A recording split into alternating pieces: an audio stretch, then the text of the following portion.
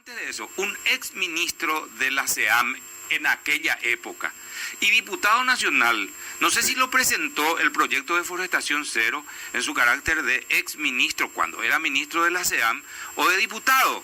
Estamos hablando del doctor Edmundo Rolón. Hola doctor, ¿cómo estás? Gracias por estar atento, porque este es un debate, me parece importante, porque la gente te dice, pero no entendí más, vamos fanáticos, me quieren trancar nomás los proyectos de producción en el Chaco. ¿Cuál es tu opinión, doctor?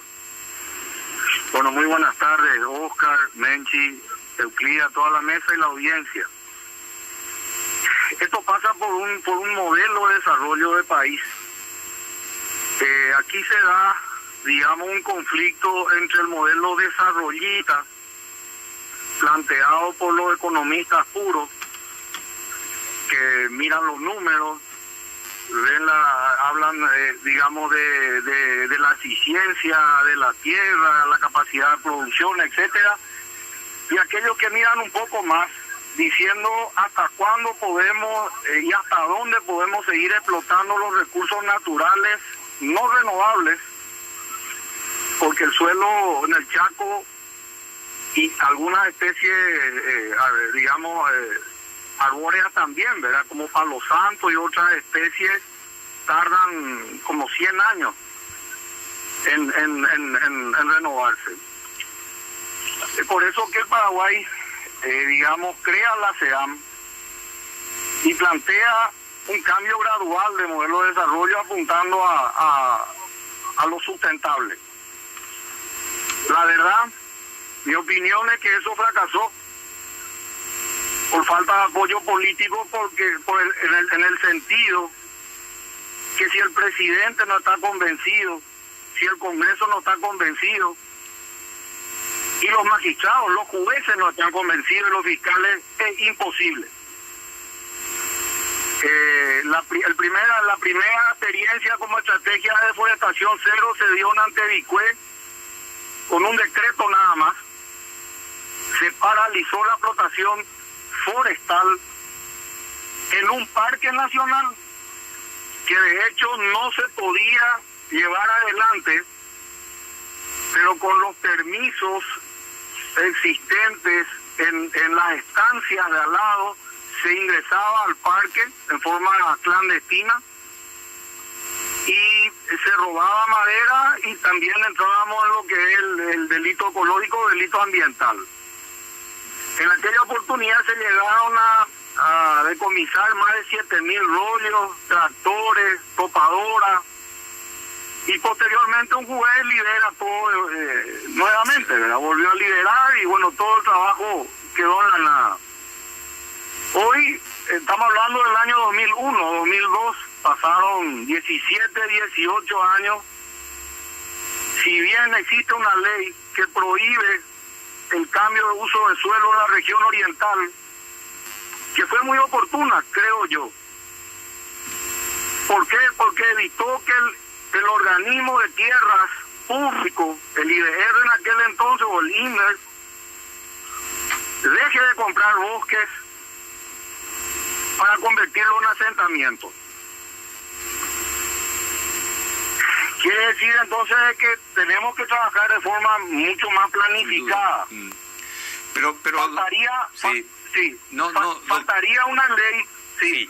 No, ajustar leyes. De ordenamiento territorial en el Paraguay. Correcto, un ordenamiento en donde se vean especificidades por región, porque no es lo mismo la región oriental que la región occidental. Bueno, totalmente, pero yo estoy tratando, Oscar, abreviarte algo muy largo, sí, seguro, en pocos minutos, ¿verdad? Sí.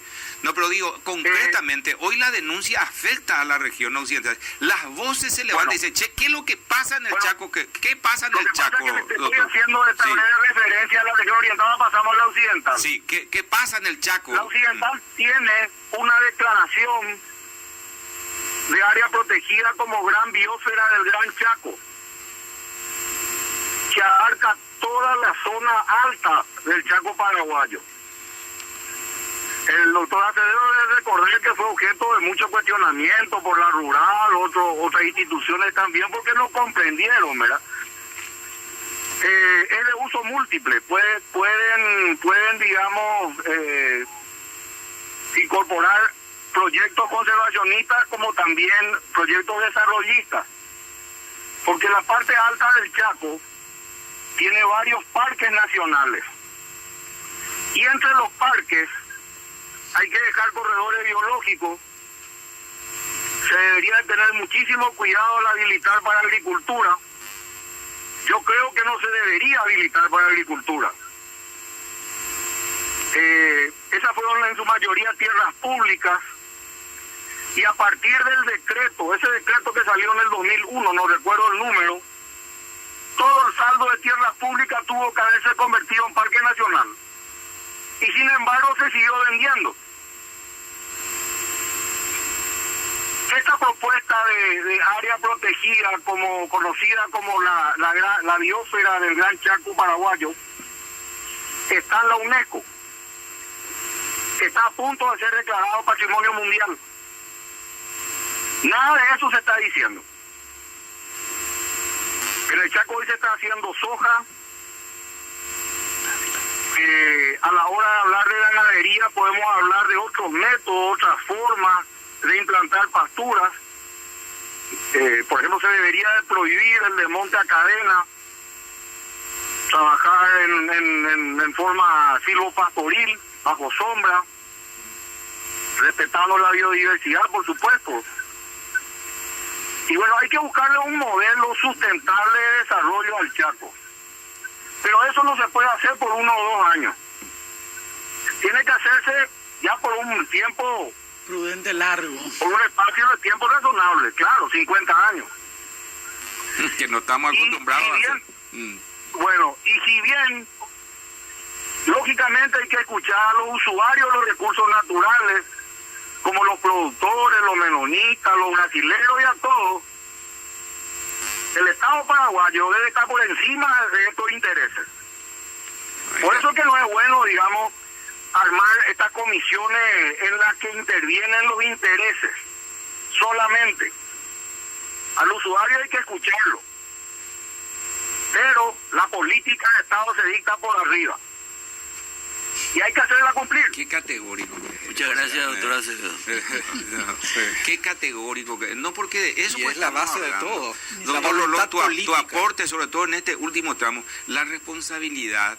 Por eso que siempre hablamos con el doctor Acevedo, doctor Rolón, de la importancia de tener estadistas en funciones de Estado, es decir, en los poderes del Estado. La mentalidad de estadista, no de un pasajero que se va allí para trabajar proyectos particulares, sectarios y de los amigos del momento. Política de Estado, sí, doctor No, Acevedo. lo que quiero decir nomás, pues, es importante reivindicar al hombre público con pensamiento de Estado. El doctor Rolón fue un incomprendido por sus colegas de la administración, por su partido y también un incomprendido por los usureros de la tierra. O sea, aquí hay un problema de carácter filosófico que acaba él de definir por sobre todas las cosas. El Estado, el reto, todos son japoneses, por decirle una frase así. Hay que de una puta vez solventar esta concepción. O si no, nos vamos a quedar sin vida. O sea, así como apostamos por la educación para no quedarnos sin cerebro, tenemos que defender nuestra ecología, nuestro medio ambiente para no morirnos de asfixia. Y hacer entender a la gente la importancia de la biodiversidad, como que aparecen así como dijo Juan, parece un esnovismo que es cool y es de onda nomás defender la ecología. Pero eso digo, sí, doctor Rolón, tu remate para... Sí. Una última intervención. Sí, señor.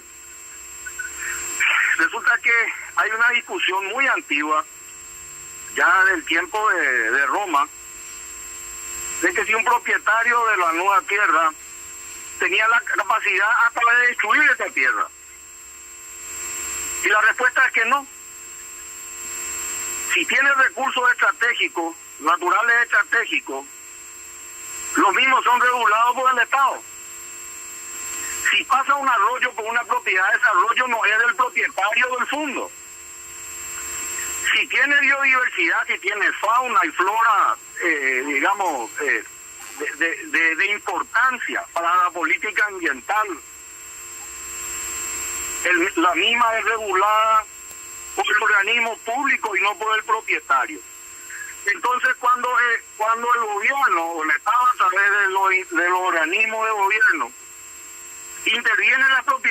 particulares, la gente se molesta de sobremanera, porque entiende que hay una intervención, de que hay un estatismo, de que hay, digamos, un avasallamiento a sus derechos.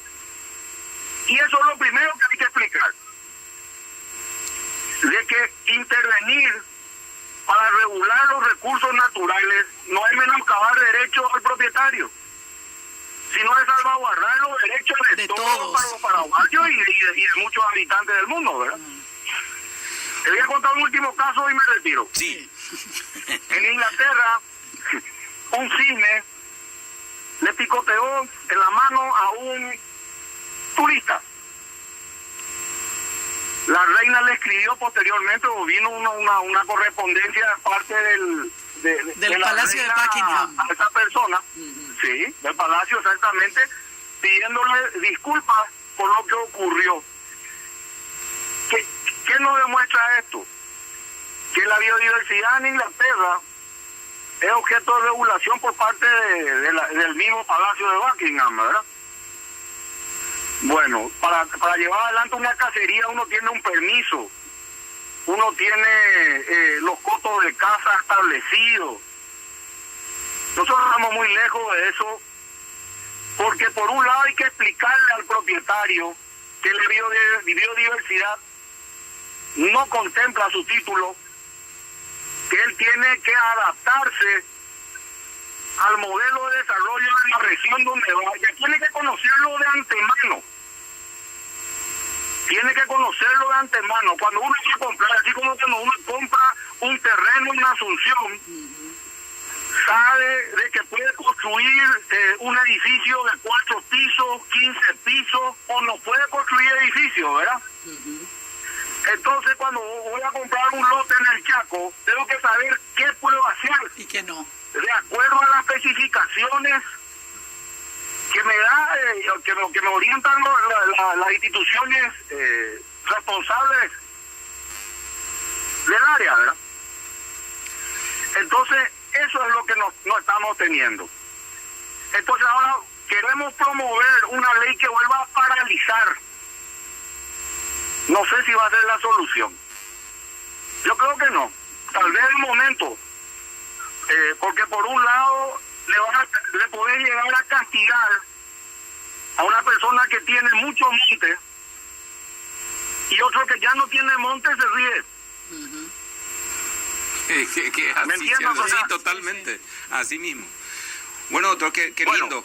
Te invitamos a seguir escuchando porque esta tarde vamos a tener a un protagonista más en este tema y en la siguiente semana vamos a tratar de tener también a otro protagonista porque tenemos que llegar a una conclusión. Yo creo que definiste bien y desde el Estado, a propósito, invitar a algún legislador que esté integrando una de estas comisiones y diga qué proyectos hay para tratar de hacer compatible la ley actual que viste de legalidad a todas estas cosas que se denuncian como, ¿verdad?, devastadoras para un sistema como el Chaco.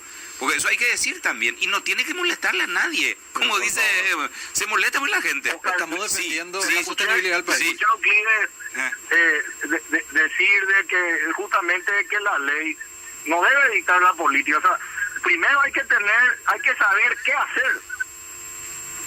El qué hacer, la política nos va a decir el qué hacer y la estrategia, el cómo.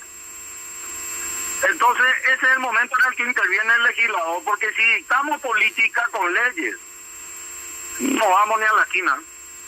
Doctor, gracias por tu tiempo, muy amable.